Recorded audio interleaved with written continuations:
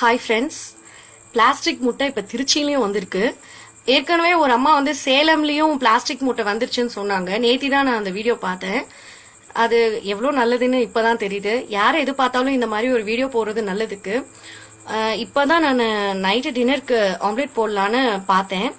அந்த அம்மா உள்ள இந்த மாதிரி ஒரு லேயர் வரும், அது பிளாஸ்டிக் மாதிரியே இருக்கு, இங்க பாருங்க அப்படிலாம் சொன்னாங்க. அது நான் ஆக்சுவலி இனிமே ஆம்லெட் போடும் போதெல்லாம் அதை பார்த்து போடணும்னு சொல்லிட்டு உடைச்சேன். இது மாதிரி ஒரு லேயரே வருது.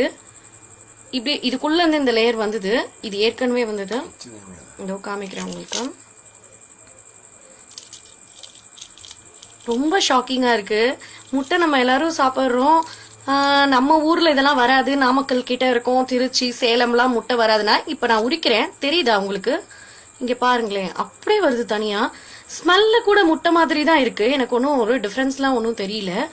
ஏதோ பாருங்களேன் எப்படியா வருது. அந்த முட்டை மேல ஓட்ட ஓட்டையெல்லாம் இருக்கும்னு சொன்னாங்க, அந்த மாதிரி தான் இருக்க மாதிரி இருக்கு. அந்த எக்கெல்லாம் அதே மாதிரி இருந்தது. இப்ப நான் அதை ஷேக் பண்ணனால இந்த மஞ்சள் இதெல்லாம் ஒன்னா இருக்கு.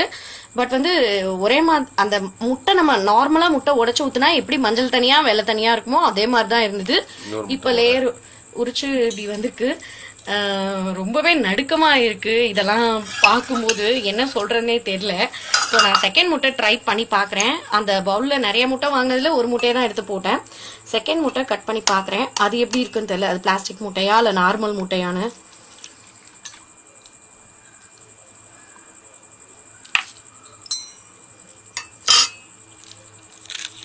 இதுவும் அப்படிதான் இருக்கு. இதுவும் பிளாஸ்டிக் முட்டை தான் போல இருக்கு. இங்க பாருங்களேன், அப்படியே லேயர் வருது. என்ன சொல்றதுன்னு வார்த்தையே இல்லை. சத்தியமா பயமா இருக்கு. ஒண்ணுமே சாப்பிட முடியாது போல இருக்கு. Okay, thanks.